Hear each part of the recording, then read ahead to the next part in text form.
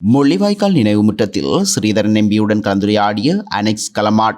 மன்னாரில் புதையல் தோண்ட முற்பட்ட கடற்படை அதிகாரி உட்பட 7 பேர் கைது. சொகுசு வாகன உதிரிப்பாகங்கள் இறக்குமதி அரசாங்கத்திற்கு ஏற்பட்டுள்ள அதிக இழப்பு. மரக்கறிகள் மற்றும் பழங்கள் இறக்குமதிக்கு செலவிடப்பட்டுள்ள டாலர்கள் எவ்வளவு தெரியுமா? ஜாலில் சுகாதார சீர்கேட்டுடன் இயங்கிய 3 உணவகங்களுக்கு எதிராக நடவடிக்கை. முள்ளிவாய்க்கால் அவலம் நினைவேந்தலுக்கு அழைப்பு விடுக்கும் கனேடிய பிரதமர். தமிழ்நாட்டில் நெடுமாறன் தலைமையில் முள்ளிவாய்க்கால் நினைவேந்தல். மறைக்கவோ மறக்கவோ முடியாத நினைவு நாள். பிரித்தானியாவில் பேரணி.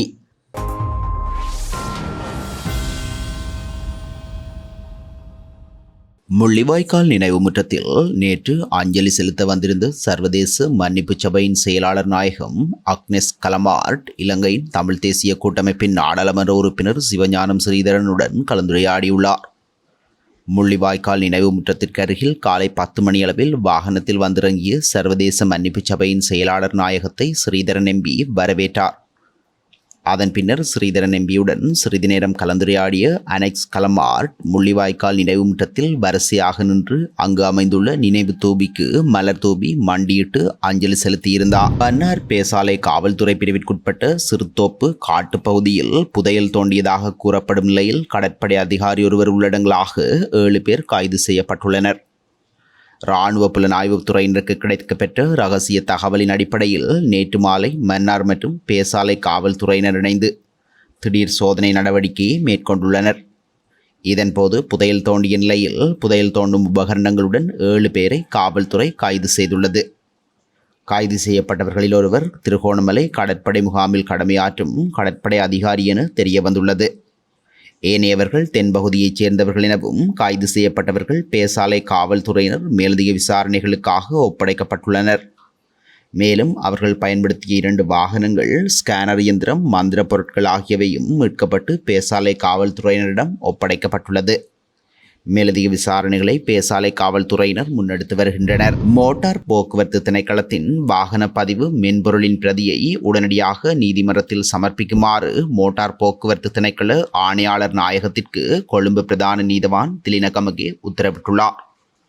கடந்த 15 வருடங்களில் வெளிநாட்டிலிருந்து இறக்குமதி செய்யப்பட்ட சொகுசு வாகன உதிரிப்பாகங்கள் சட்டவிரோதமான முறையில் மோட்டார் போக்குவரத்து திணைக்களத்தில் பதிவு செய்யப்பட்டுள்ளதாக லஞ்ச ஊழல் விசாரணை ஆணைக்குழு விடுத்த கோரிக்கையை பரிசீலித்த பிரதம நீதவான் இந்த உத்தரவை பிறப்பித்துள்ளார்.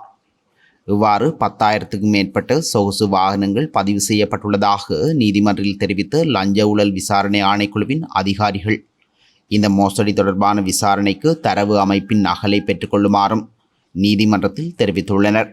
இந்த விசாரணைகளின் பின்னர் மோசடியில் ஈடுபடும் நபர்கள் யாராக இருந்தாலும் அவர்களை கைது செய்து நீதிமன்றத்தில் ஆஜர்படுத்துமாறு விசாரணை அதிகாரிகளுக்கு தலைமை நீதவான் உத்தரவிட்டுள்ளார்.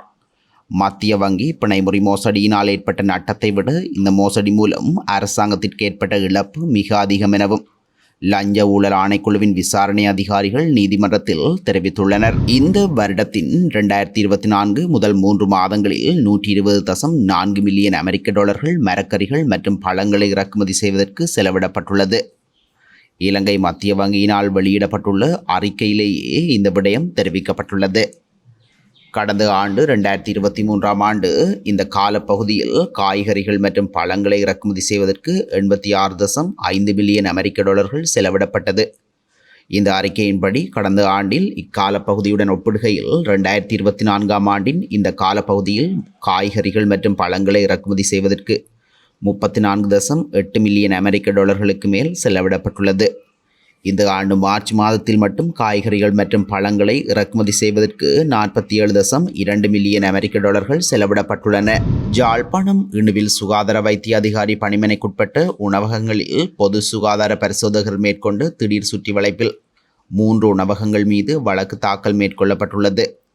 இணுவில் பகுதிக்கான பொது சுகாதார பரிசோதகர் சி சிவாஞ்சனால் உணவகங்களில் திடீர் சோதனை நடவடிக்கை ஒன்று மேற்கொள்ளப்பட்டிருந்தது. இதனைத் தொடர்ந்து 3 உணவகங்கள் சுகாதார சீர்கேடுகளுடன் இயங்கி வந்த நிலையில் குறித்த உணவக உரிமையாளர்களுக்கு எதிராக மல்லாகம் நீதவான் நீதிமன்றத்தில் வழக்கு தொடர்ந்திருந்தார். குறித்த வழக்கு விசாரணைக்கு எடுத்துக்கொள்ளப்பட்ட வேளை தம் மீதான குற்றச்சாட்டுக்களை உரிமையாளர்கள் ஏற்றுக்கொண்டுள்ளனர். இதனை அடுத்து அவர்களை கடுமையாக எச்சரித்த மன்று 25,000, 15,000 மற்றும் 20,000 ரூபாய் என மூவருக்கும் 60,000 ரூபாய் தண்டம் விதித்திருந்தமை குறிப்பிடத்தக்கது. இலங்கையின் இறுதி யுத்தத்தில் பாதிக்கப்பட்ட மக்களை நினைவு கூறுவதற்காக கனேடிய அரசின் சார்பில் அந்த நாட்டு பிரதமர் ஜஸ்டின் ட்ரூடோ அழைப்பு விடுத்துள்ளார். முள்ளிவாய்க்கால் நினைவேந்தல் தொடர்பில் அவர் வெளியிட்டுள்ள அறிக்கையில் இந்த விடயம் தெரிவிக்கப்பட்டுள்ளது. இந்நிலையில் அவர் வெளியிட்டுள்ள அறிக்கையில், இலங்கையில் 1/4 நூற்றாண்டு காலம் நீடித்த ஆயுதப்போர் 15 வருடங்களுக்கு முன்பு முடிவுக்கு வந்தது. முள்ளிவாய்க்கால் படுகொலை உட்பட பல 10,000 தமிழர்கள் அவலமாக உயிரிழந்தார்கள். இன்று வரை மேலும் பலர் காணாமற் போயோ காயமடைந்தோ அல்லது இடம்பெயர்ந்தோ உள்ளார்கள்.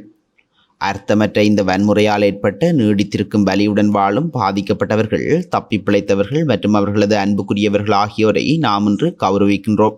கனேடிய நாடாளுமன்றம் மே 18ஆம் தேதியை தமிழ் இனப்படுகொலை நினைவேந்தல் நாளாக ஒருமனதாக அங்கீகரித்திருந்தது. போரின் போது புரியப்பட்ட குற்றங்களும் இலங்கையில் அனைவரும் எதிர்கொண்ட துன்பங்களுக்கும் நீதி கிடைப்பதற்கும் பொறுப்பு கூறப்படுவதற்கும் நாம் எப்போதும் குரல் கொடுப்போம். முன்னாள் இலங்கை அரசு அதிகாரிகள் 4 பேர் மீது ஆயுத போரின் போது அவர்கள் இலங்கையில் புரிந்த மனித உரிமை மீறல்களுக்காக 2023ஆம் ஆண்டு நாம் தடைகளை விதித்தோம். இலங்கையில் மனித உரிமைகளுக்கு கனடா பலமாக குரல் கொடுக்கின்றது. இலங்கையில் அதிகமான மீளிணக்கம், நீதி, பொறுப்புக்கூறல், மனித உரிமைகள் ஆகியவற்றை கோரி ஐக்கிய நாடுகள் மனித உரிமைகள் பேரவையில் 2022ஆம் ஆண்டு அக்டோபரில் நிறைவேற்றப்பட்ட தீர்மானத்தை முழுமையாக நடைமுறைப்படுத்துவதற்கு எமது சர்வதேச பங்காளிகளுடன் இணைந்து செயற்பட்டு வருகின்றோம். நீடித்திருக்கும் அமைதியை கட்டியெழுப்ப தேவையான அடிப்படை அம்சங்களான மதம், நம்பிக்கை, பன்மையியல் ஆகியவற்றின் சுதந்திரத்தை மதித்து நடக்குமாறு நாம் இலங்கை அரசை தொடர்ந்து கோருகின்றோம். சாதாரணமாக எடுத்துக்கொள்ள முடியாதவைகளான மனித உரிமைகள், நீதி, பொறுப்புக்கூறல் ஆகியவற்றுக்காக நாம் கொடுக்க வேண்டிய எமது கூட்டு பொறுப்பை இந்த நாள் நமக்கு நினைவுபடுத்துகின்றது. உலகெங்கும் மனித உரிமைகளை பாதுகாப்பதற்கான பணியை கனடா ஒருபோதும் நிறுத்த மாட்டாது. இலங்கையில் ஆயுதப் போரின் போது பாதிக்கப்பட்டவர்களை கௌரவிப்பதற்கு இணையுமாறு கனேடிய அரசின் சார்பாக நான் கனேடியர்களை அழைக்கின்றேன். மேம்பட்டதும் அனைவரையும் அதிகம் உள்ளடக்கியதும் மேலும் அமைதியானதுமாக உலகை எவ்வாறு மாற்றலாம் என நாம் ஒன்று சேர்ந்து சிந்திப்போம் என்று அதில் குறிப்பிடப்பட்டுள்ளது. இறுதிப்போரில் உயிர் நீத்த உறவுகளை நினைவுகூரும் வகையில் முள்ளிவாய்க்கால் 15வது ஆண்டு நினைவேந்தல் நிகழ்வுகள் இலங்கையில் மட்டுமல்லாது உலகத் தமிழர்கள் மத்தியிலும் நேற்று இடம்பெற்றிருந்தது. இதன் அடிப்படையில் நேற்று தமிழ்நாட்டின் தஞ்சாவூர் விளார் சாலையில் உள்ள முள்ளிவாய்க்கால் நினைவு முற்றத்தில் நினைவேந்தல் நிகழ்வுகள் முன்னெடுக்கப்பட்டுள்ளது. குறித்த நினைவேந்தல் நிகழ்வானது உலகத் தமிழர் பேரவைத் தலைவர் பழநெடுமாறன் தலைமையில் இடம்பெற்றுள்ளதாக தெரிய வருகின்றது. பிரித்தானியாவின் பல்வேறு பகுதிகளில் முள்ளிவாய்க்கால் நினைவு நாள் நிகழ்வுகள் புலம்பெயர் தமிழுறவுகளால் முன்னெடுக்கப்பட்டுள்ளது. இதற்கமைய நேற்று தமிழர் ஒருங்கிணைப்பு குழுவினரால் பிரித்தானிய நாடாளுமன்ற சதுக்கத்திற்கு முன்பாக இந்த நினைவேந்தல் இடம்பெற்றுள்ளது. தமிழீழ மக்களாகிய எமக்கு அரசியல் தீர்வு வேண்டும் என்பதை வலியுறுத்திய கடிதம் ஒன்றினை தமிழர் ஒருங்கிணைப்பு குழு செயற்பாட்டாளர்கள் பிரதமர் அலுவலகத்தில் கையளித்திருந்தமையும் இங்கே சுட்டிக்காட்டத்தக்கது.